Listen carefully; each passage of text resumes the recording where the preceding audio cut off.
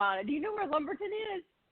I do know what Lumberton is. I have family that is in Hollister, and in Lumberton there are the Lumbies, and in Hollister there are the Hollowas. So I know some of that connections Yeah. there.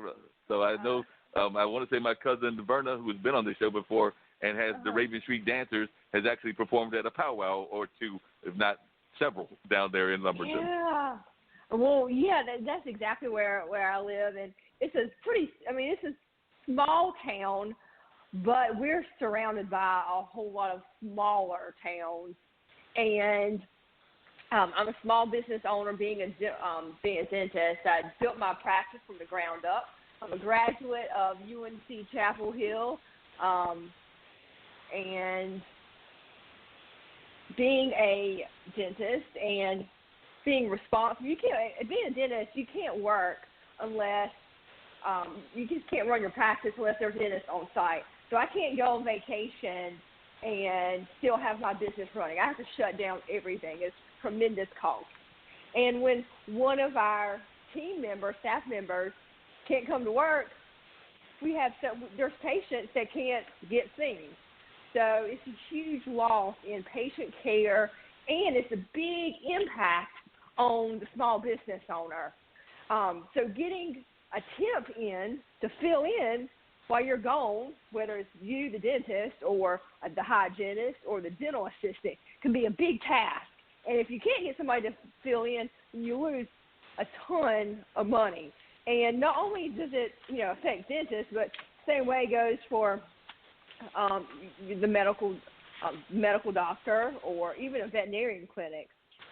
So what this business does, well, if I need a temp, so one of my girls calls me in the morning and says that she can't come into work because her daughter is sick. The hygienist, we have a whole schedule full of patients that she's supposed to see. So immediately I either have to cancel those patients or call a temp agency to find a hygienist to cover those patients. And when I have to call a temp agency, they have to go out and find someone that can immediately come and fill in this position. So it is not only do I have to pay the temp agency, but I have to pay the temp, and even getting one to short notice, it can be very difficult, especially if you live in a rural place like Lumberton, North Carolina. So what this business does, it is a online mobile platform that you can find on-demand dental temps. We're starting out in the dental industry, dental temps for your dental practice, and don't have to go through a temp agency. And it's the platform is very similar to Uber, where you can actually see a picture of the person that you're going to get to temp. You can also rate the temp. You can tell them what you're looking for in the temp and what your practice is like, because it's very difficult to find a good match, especially if you're going through an agency, because you have no contact with the temp until they come to your practice. Now, does it have any? Does it have any similarities to, in terms of the rating, to like Yelp and things of that nature? I mean, are you able to both? I imagine the dentist will be able to rate, but say the patient, will the patient be able to rate that person as well if they find out that it's a temp, or is that totally anonymous and they don't even know that it was a temp that was helping them, and only the doctor would rate them? Or is there some avenue that that they can rate as well, the patient? Well, the patient would you know what? There's not an avenue that the patient can rate it, but many times the patient rates the practice after they come see you.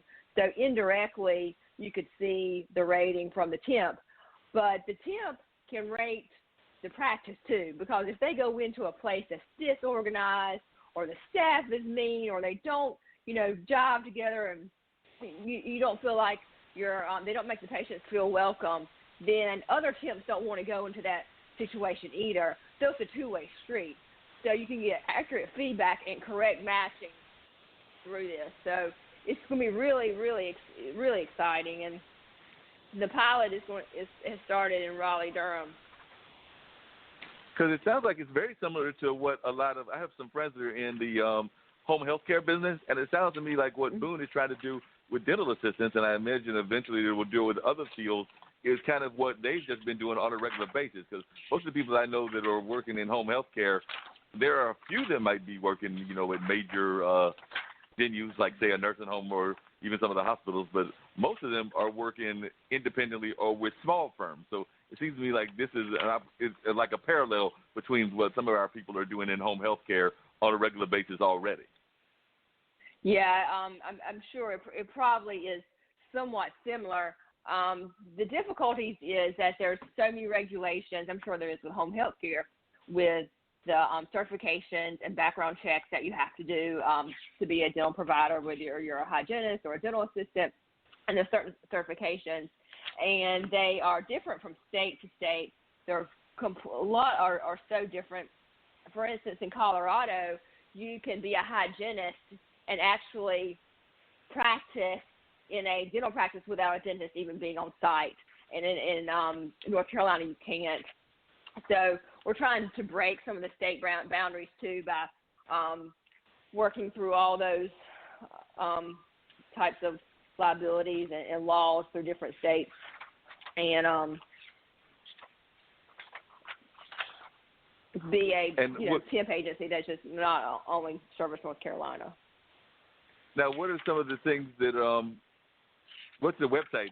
That's what I'm curious you. What is the website? And you said it's already launched, or it's in the process of launching? And if it launched, when did it launch? And if it's in the process of launching, when will it launch? It is in the process of launching, and I don't have the exact date right yet, but I definitely can get it to you if you have a website. I can leave you with some of this information.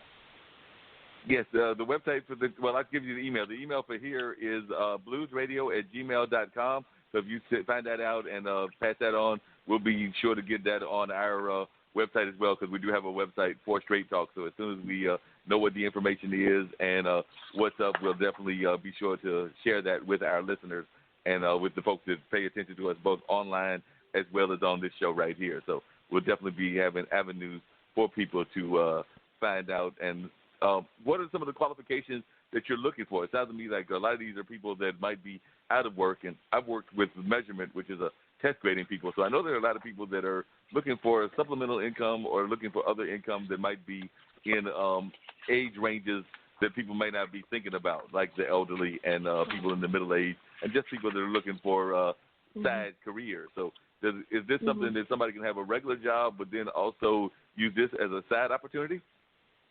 Right. It's great for someone who is the retired professional who just wants to work, who still really enjoys dentistry, only wants to work part-time or, just here and there. It's great for, the stay-at-home parent who needs a lot of flexibility in their schedule. And also it's great for the student, too, who is, trying to balance class, maybe has their dental assisting certification or is a licensed hygienist who's going back to school, or even the dental resident who's getting additional dental training but would like to work on the side. So, and it's really just for anyone who wants a more flexible schedule. So it's very, very compatible for any type of lifestyle. And what personally in your own just career and everything made you decide that you wanted to be an investor in this business? A lot of times people think about things that they want to invest in, and this is like a new company. So what made you decide that you wanted to invest in a new company versus trying to invest in something that might have been more standard? So just in your own business acumen, what made you want to invest in this particular company and to make this part of your own portfolio? Oh, the personal frustrations that I've had with temps. The personal frustrations and the money I've lost and the patients that I've had to cancel, it has been astronomical. And being a sole business owner, being a female startup business owner who built practice from the ground up, you don't have a whole lot of capital going in, and you have to be so particular about what you spend your money on. And then when your staff is sick, if you don't have a replacement right away, then that's thousands of dollars that you have lost per day because you weren't able to see your patients. The patients were able to get dental care, and the quality of the staffing agencies and the temps that I've had to work with have not been a lot of times great matches for my practice. And I had no choice in that the temp agency does not let you talk to the temp before they come to your practice. So I know that just having my own practice for 5 years, that this problem will continue to grow, especially as my staff grows and my practice grows. And I know that so many of my other colleagues have the same frustration that I do with dental staffing. And, you know, it's the U.S. Dental temp staff market that is a $4.3 billion market, the temp market, in just dentistry alone, $4.3 billion. And when you have that much money wrapped up into a problem, into a situation that's not very well organized and doesn't have a smooth system, there's so much room for improvement. Definitely. Now, part of this getting involved in this got you somehow on this American Ninja Warrior kind of thing. So could you tell us a little bit about that connection? Because I didn't quite understand what your manager was saying, but somehow it tied you into that, and I didn't understand what the connection was. Well, for American Ninja Warrior, I have to leave my practice, and I have to get a dental temp in to see my patients.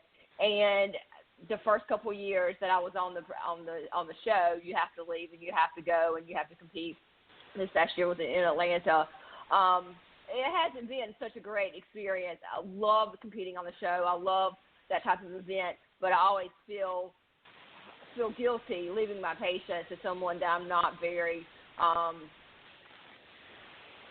that I don't know very well to be their dentist. So with this setup and with this system, I'm really excited about competing and being able to leave my patients with someone that I have full confidence in.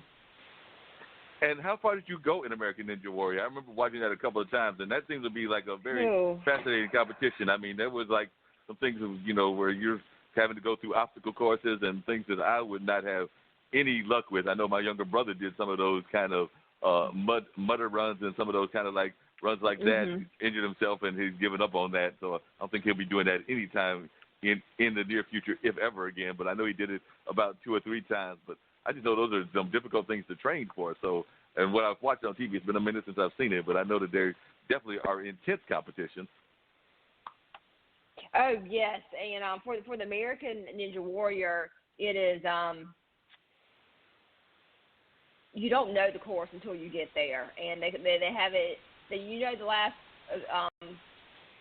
obstacle will be the warp wall pretty much, but you don't know the other ones, and they don't let you practice on the obstacles. You may have seen some of them before if they've used them in previous shows, but many times you don't. And the hard thing about it is they film the show during the night. So you're told to come and line up at 9 o'clock. And this past year, I lined up at 9 o'clock. I did not get to run the course until 4 a.m. in the morning. And I get up at 4 a.m. in the morning. So I was up all night long, and it's tremendous. I mean, it's even bigger in person than it looks like on the show. So you're under all those lights. The cameras are rolling. You've been up all night long, and then you have to go in front of a live audience, these obstacles that you've never been on. So I have to say it was probably the largest adrenaline rush in my life. And this past year, it was a bad dream. Let me say a bad dream. So the first obstacle were these diminishing steps, and these steps that were on a raised platform, and they were small squares, and you had to jump from one to the next. So there were 5, and they were in a horizontal row. And so you had to skip from step to step, and each step got smaller and higher. And I got to the 5th, and at the end of the 5th step, you jump toward the rope, and you grab the rope, and you swing over the water toward the platform. Well, I got through the steps, grabbed the rope, but I'm kind of short. I'm 5'3". I grabbed the rope a little too low, and my right toe hit the water. And as soon as my right toe hit the water, you're out, no matter if you let go of the rope or not. So the buzzers went off. I had to let go, and my stint was over at American Ninja Warrior. I didn't even get to try the scary obstacles. So there will definitely be a round 4 for me for sure. So you've done it 3 times, and you're going to try a 4th time. When will that be that you're going to try the 4th time? Well, it is a show, so you have to apply. And there's over 50,000 applications that go in. So if producers like your story and they like your background, then you'll get chosen. So, I may not get chosen